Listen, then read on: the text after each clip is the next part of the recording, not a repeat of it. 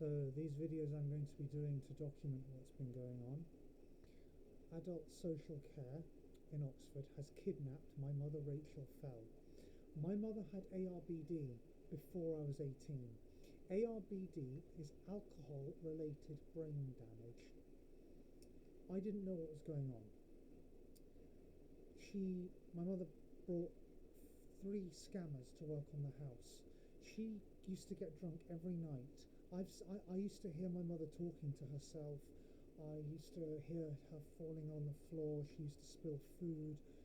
I tried to tend to her the best I could. I have autism. I didn't really know what it was, but I could tell there was something wrong. Twice I asked the GP. I said, "Look, can you do something? She's drinking herself into really bad states." I never made any upgrades to the house other than the door because I felt I couldn't. It wasn't under my name. My mother's alcoholic sister, who was a millionaire, convinced my mother to put the house as the inheritance going to the millionaire to get back at my father.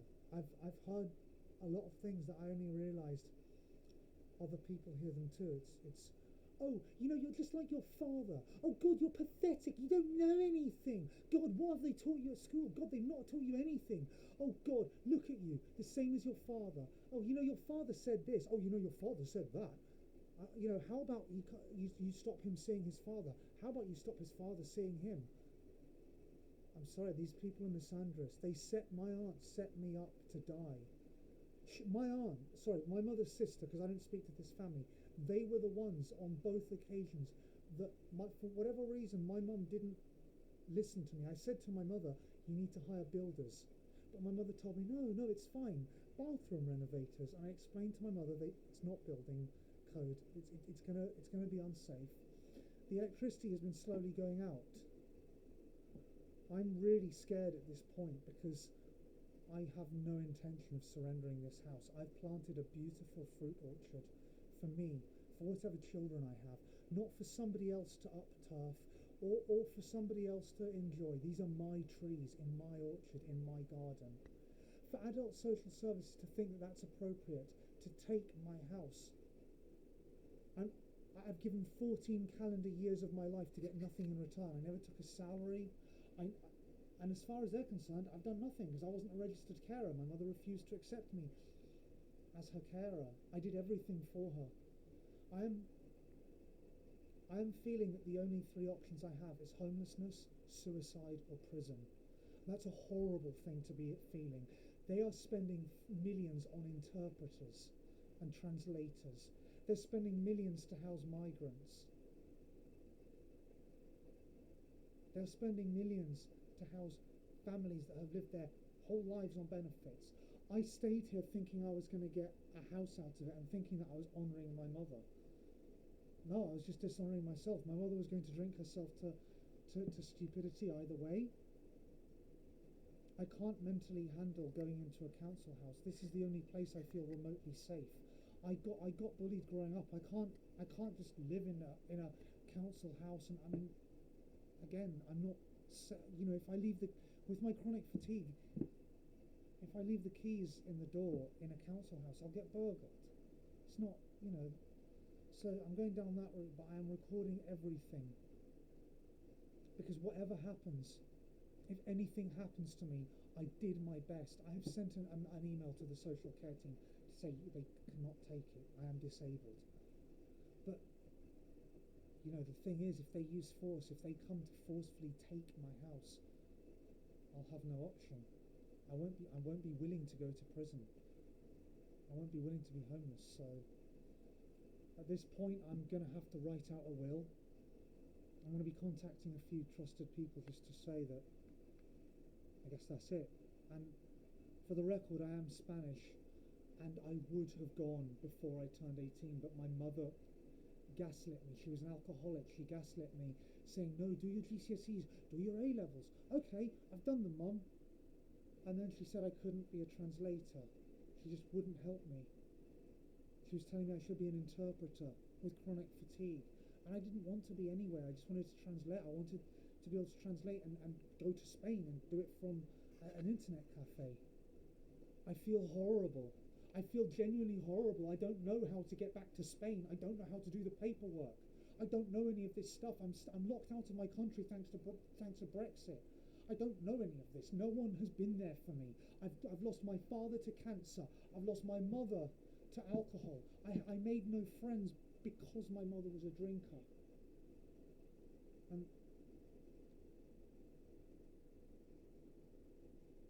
I don't know what to say. I don't. I feel stupid. My mother used to call me stupid. She used to get drunk and say, "God, you're so stupid, James. God, you don't know anything. Oh, look at you. You're pathetic." And honestly, yeah, those words are echoing in my head now because I am. I am stupid and pathetic.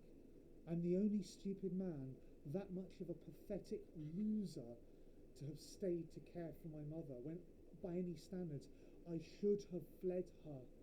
I should have fled at 15. I could have gone to Spain at 15 and said, "Excuse me, I'm underage. I've got a mother who's an alcoholic.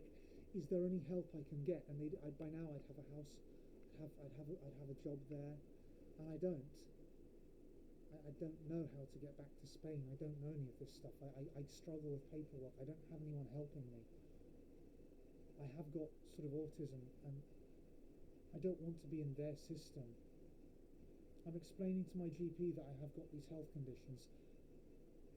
Then they can't take a house from a disabled person. Either way, even if somebody's not disabled, taking a family house, that's disgusting. That's disgusting. Because the reality is, if you take someone's house and they go into a council house, it still costs money to look after them. You might as well just let them keep the house. But for me, this is personal. This is my home. It's the only home I've ever known. Before this house, we were homeless. I remember my mum standing there with a glass of wine going, "Oh, look, God, James, I don't know where we're going to live." And I asked my mum bluntly, I said, "Is this because of the alcohol?" I was 8. I said, "Mum, is this the alcohol?" And she said, "No, James, it's the landlord." I said, "Mum, it's because you're not cleaning the house. You've got a room filled with squalor. Of course he's going to kick you out."